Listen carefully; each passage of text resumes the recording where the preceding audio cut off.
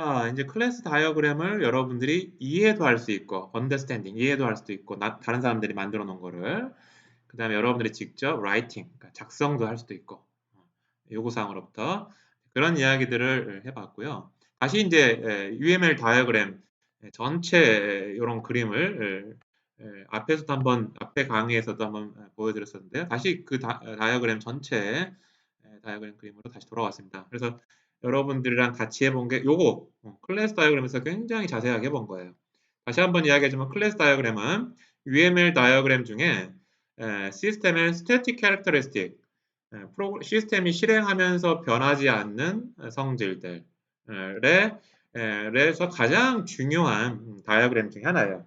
그래서 굉장히 제가 시간을 많이 할애를 해서 클래스 다이어그램 했습니다. 사실은 뭐 이제 앞으로도 또 다이어그램 더 이야기를 많이 할 텐데 당연히 모든 다이어그램에 대해서 잘 이해를 해야 되지만 정말 시간이 없고 내가 좀 모르겠다 그러면 진짜 클래스 다이어그램 어떤 게 제일 우선순위가 높으냐 그러면 클래스 다이어그램이 가장 우선순위가 높은 중요한 UML 다이어그램일 거라고 생각이 듭니다. 그렇고요. 그 다음에 이제 뭐 다이내믹 캐릭터를 가진 이런 다이어그램들에 대해서 이제 앞으로 살펴볼 텐데요. 일단 또 다이내믹 캐릭터리스트를 갖고 있는 다이어그램들을 또 하나하나 또 자세하게 살펴보기 전에 전체 각각의 다이어그램들의 어떤 특징들을 조금 좀 한번 살펴보고 가도록 하겠습니다. 그래서 이제 여기에 나와 있는 모든 다이어그램들을 다 커버하지는 않고요. 중요하다고 생각하는 다이어그램들만 커버를 하고 나머지는 이제 여러분들이 인터넷에서 UML 관련된 정보들이 많이 있으니까 찾아보시는 걸로 대체를 하도록 하겠습니다. 그런데 어쨌든 적어도 여기에 언급된 것들에 대한 간략한 설명은 여기 이제 전체적으로 한번 하려고 합니다. 그게 이제 여기 슬라이드의 목적이 되겠고요.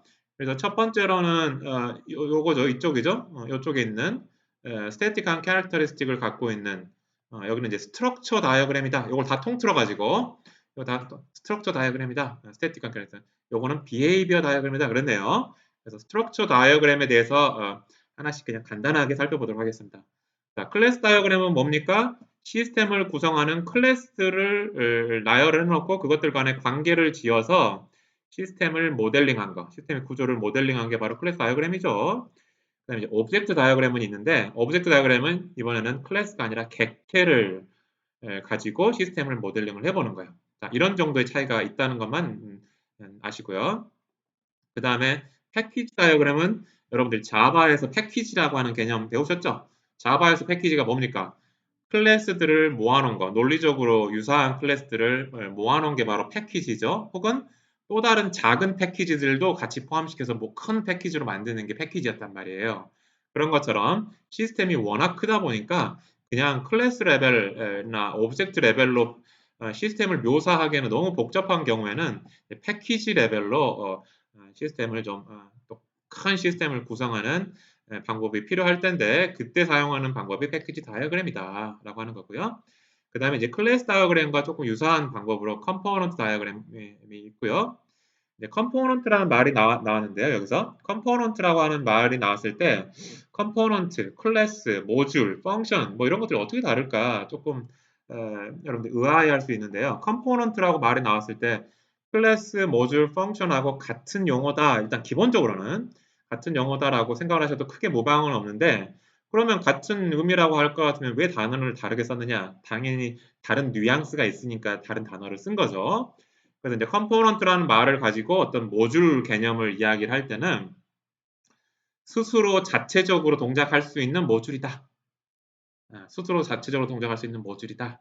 이런 이야기를 하고 싶을 때 컴포넌트예요. 그래서 여러분들이 컴포넌트를 다뤄볼 만한 애는 뭐 EJB라고 하는 엔터프라이즈 자바라고 하는 그런 이름이 달려있는 컴포넌트가 있어요. 웹 시스템 만들 때 사용하는 그런 컴포넌트가 있고요. 윈도우스 같은 경우에는 뭐 DLL 뭐 이런 것들이 컴포넌트라고 볼 수 있을 것 같아요. 스스로 동작 가능한 어떤 모듈이다. 이런 뉘앙스를 만들고 싶을 때 컴포넌트라고 쓴다. 그래서 그런 단위로 시스템을 구성을 하고 싶을 때 사용하는 다이어그램이고요. 그 다음에 이제 이 컴포넌트 다이어그램은 이제 컴포넌트의 내부보다는 어떤 컴포넌트가 있고 그 컴포넌트들이 어떻게 구성되어 있는가를 초점을 맞춘 다이어그램이라고 하면 컴포짓 다이어그램은 컴포넌트의 내부 구성에 대한 을 디스크라이브하는 묘사하는 그런 다이어그램이라고 생각하면 될 것 같습니다.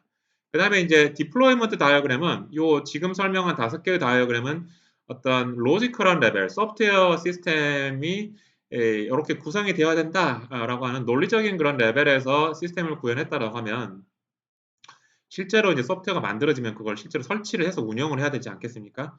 그래서 그럴 때 어떻게 설치하고 운영을 할 거냐라고 하는 것들을 이야기를 해주고 싶은 그게 중요한 경우라고 하면 디플로이먼트 다이어그램에서 배치 다이어그램에서 실제로 물리적으로 어떤 식으로 배치를 하는가를 기술을 하는 다이어그램도 준비가 되어 있습니다. 그래서 요 5가지와 요 4가지는 로지컬 레벨이냐 아니면 실제로 배치하고 운영할 때에 대한 시스템 디스크립션이냐라는 차이점이 있고요. 그 다음에 이 5가지의 차이점은 클래스냐, 오브젝트냐, 패키지냐, 컴포넌트 바깥에, 컴포넌트 간의 구성이냐, 컴포넌트 안에 대한 구성이냐 이렇게 나눠지는 걸로 정리를 하시면 될 것 같습니다. 그래서 여기서는 자세하게 이야기하는 건 클래스 다이어그램만 자세하게 이야기를 하고 나머지 것들에 대해서는 스킵하거나 이야기 스킵하도록 하겠습니다. 기본적으로. 그 다음에 이제 비헤이비어 다이어그램이 있죠? 요 왼쪽에 있는 거, 오른쪽에 있는 거, 여러분들이 보시기에. 그래서 비헤이비어 다이어그램은 여러분들이 이미 배웠어요. 요구사항 분석할 때 이미 유스 케이스 다이어그램. 그래서 요거는 시스템 안에 시스템을 블랙박스로 보고 있었죠. 그래서 오로지 외부 인풋과 또 아웃풋 관계에서 필요한 유스 케이스가 뭐냐 그 유스 케이스만 나열을 한 거잖아요. 그래서 하나의 유스 케이스가 어떤 일종의 functional requirement, 기능적인 요구사항의 하나의 매핑이 되는 거였죠. 자, 그런 식으로 전체 시스템을 기술한 거예요. 그러니까 시스템 내부라기보다는 외부에서 바라보는 요 시스템의 동작, 유스 케이스 이걸 가지고 시스템을 기술을 한 거죠. 그래서 이제 당연히 시스템의 인풋과 아웃풋에 관련된 거니까 비헤이비어인 거고요. 그래서 시스템의 비헤이비어를 기술하게 한 거고요. 그 다음에 이제 앞으로 스테이트 다이어그램, 뭐 액티비티 다이어그램, 뭐 시퀀스 다이어그램, 커뮤니케이션 다이어그램까지는 아마 설명이 자세하게 이루어질 거고요. 타이밍 다이어그램은 자세한 설명은 하진 않을 겁니다. 어쨌든 스테이트 다이어그램은 이제 시스템을 어떤 특정 상태하고 어떤 조건이 어떤 이벤트가 발생했을 때 요 A라는 상태에서 B라는 상태로 바뀐다라는 이야기가 전이, 트랜지션이라는 이야기예요. 상태하고 전이 이런 동작으로 시스템을 디스크라이브를 하면 아주 좋은 경우가 있어요. 그럴 때 스테이트 다이어그램을 사용하고 또 여기서는 이제 스테이트가 어떤 기본 요소가 됐는데 그렇지 않고 액티비티가 기본 요소가 돼서 흐름을 표현하고 싶을 때가 있어요. 그래서 이제 상태하고 액티비티가 그럼 어떤 차이냐라고 설명하면 비슷한 개념이긴 해요. 근데 액티비티는 약간 업무, 어, 어떤 큰 업무 흐름에서 그 각각의 세부 업무들, 뭐 이런 것들이 액티비티에서 의도하는 하나의 요소예요. 그래서 그런 액티비티라고 하는 업무의 어떤 세부 요소로 예를 들어서 설명할 수 있는 액티비티라고 하는 거를 주요 요소로 하고 그 A라는 액티비티가 끝나면 그 다음에 B라는 액티비티 해야 되고 또는 A하고 B가 다 끝나야지만 둘 다 끝나야지만 C로 간다. 둘 중에 하나만 끝난다고 해서 C로 가면 안 된다. 뭐 이런 이야기를 하고 싶을 때 액티비티 다이어그램이라고 하는 것을 사용합니다. 그 다음에 이제 시퀀스 다이어그램은요, 이것도 굉장히 중요한 거예요. 이것도 물론 다 중요하지만, 시퀀스 다이어그램은, 이제 객체들 간의 호출 관계, 요 A라는 객체가 B라는 객체의 어떤 메서드 M1을 부르고, 또 B라는 객체가 C라는 객체의 뭐 M2라고 하는 메서드를 부르고, 그 다음에 그게 또 리턴돼서 다시 돌아오고, 이렇게 객체들 간의 상호작용, 객체들 간의 어떤 메서드를 서로 부르고 리턴하고 그러느냐를 쭉 흘러가는 대로, 시간 순서라는 이야기 흘러가는 대로 표현한 게 시퀀스 다이어그램이에요. 매우 중요한, 특히 이제 구현, 디자인 할 때 굉장히 중요한 다이어그램입니다. 그 다음에 이제 커뮤니케이션 다이어그램은 정보는 시퀀스 다이어그램하고 똑같아요. 정보는 똑같은 걸 담고 있는데 그래서 객체들 간의 상호작용을 시간 순서로 표현한 이 정보를 똑같이 담고 있는데 다만 객체들 간에 어떤 객체들 간에 서로 인터랙션이 이루어지는가라고 하는 네트워크를 강조해서 다시 그림을 다시 그린 게 커뮤니케이션 다이어그램이에요. 그렇게 이해를 하시면 됩니다.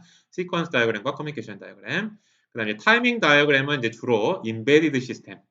를 describe 할 때 유용한 거고요. 그래서 시간 변화에 따라서 구성 요소들이 어떻게 상태가 달라지느냐, 뭐 이제 이런 거 좀 이야기를 할 때 타이밍 다이어그램이라고 하는 게 필요합니다. 특히 그러니까 아마 대부분 인베디드 시스템이 이제 타이밍 다이어그램이 중요하죠. 자, 일단은 각각에 대한 설명을 그렇게 했고요.